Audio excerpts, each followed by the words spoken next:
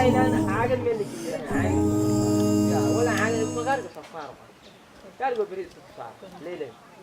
بقول إيه قول لا تسوي ملاسي حتى بسم الله الرحمن الرحيم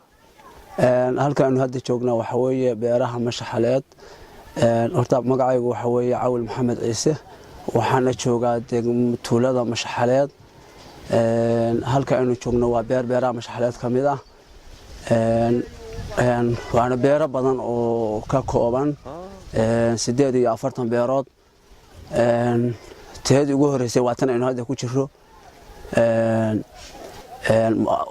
beera asaasi dheer oo muddo soo jireen ahaa wax hadda la beerayo faraa lagu hayana waa jiraan kuwa hore taariikhiyana waa jiraan bismillaahir rahmaanir rahiim magacaygu waxa weeye Cabdiqani Saciid Nuur baa la yiraahdaa waxaan ahaa waagi hore dhalinyarada aad fanka u danayso fanka jecel suugaanta siba in badan hadii aan isku dayay inaan macnaha waxalifo waagi dambe mu'alif baan noqday inaan heesaha jacaylka ama gabayada sidoo kale haddana nasiib daro ma aan tegin maslax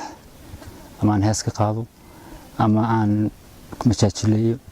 ama aan gabay ka jeediyo balse si fadhi ku dirira baan heesaha jacaylka oo waliba qusay deegaanka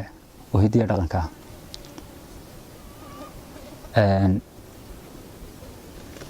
haddan hees baan rabaa inaan beejkeeda kuu sheego ama ilaa 2-3 heesood oo mid walba haddan beejkeedu ii diyaarsan yahay waan haddan isku dhammaystirayn hees waxaa la yiraahdaa bilicdii sanaag